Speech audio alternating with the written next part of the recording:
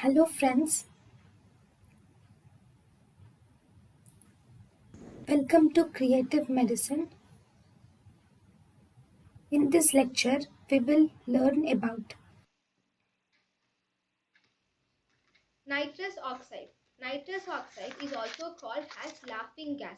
Nitrous oxide is not metabolized. Nitrous oxide is an inhalational gaseous anesthetic agent. The properties of nitrous oxide are nitrous oxide is 30 to 35 times more soluble than nitrogen and it supports the fire. Anesthetic properties of nitrous oxide. The minimum alveolar concentration of nitrous oxide is 104%, so it is least potent. And this nitrous oxide is not a complete anesthetic, it is a good analgesic. Side effects of nitrous oxide. Nitrous oxide can cause expansion of air spaces. So as a result, the nitrous oxide is contraindicated in pneumothorax, pneumomediastinum, pneumoencephalum, pneumopericardium.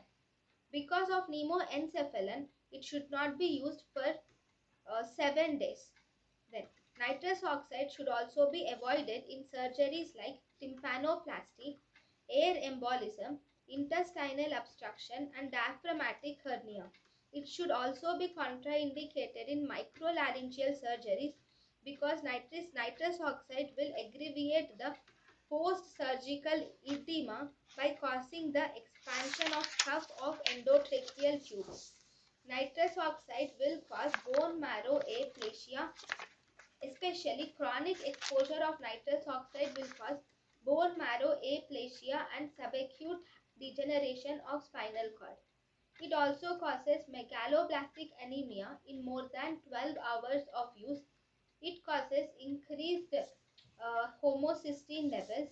Teratogenic effects are found to be proven in animals and nitrous oxide is destructive to ozone layer.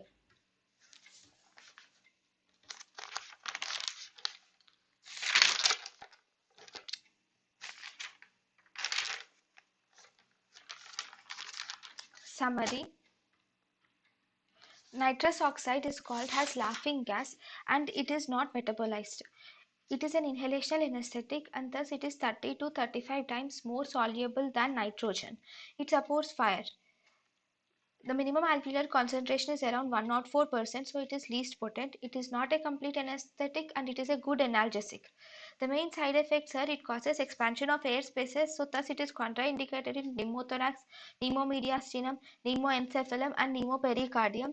It is also avoided in surgeries like tympanoplasty, air embolism, intestinal obstruction, diaphragmatic hernia and microlaryngeal surgeries. In microlaryngeal surgeries, nitrous oxide will aggravate post-surgical edema by causing expansion of cuff of endotracheal tube. It is contraindicated. It can also cause bone marrow aplasia or subacute combined degeneration of cord, especially on chronic exposure. It can cause megaloblastic anemia after 12 hours of use. It can cause increased homocysteine levels. Teratogenic properties are proven in animals and it is destructive to ozone layer. thank you and thank you for watching.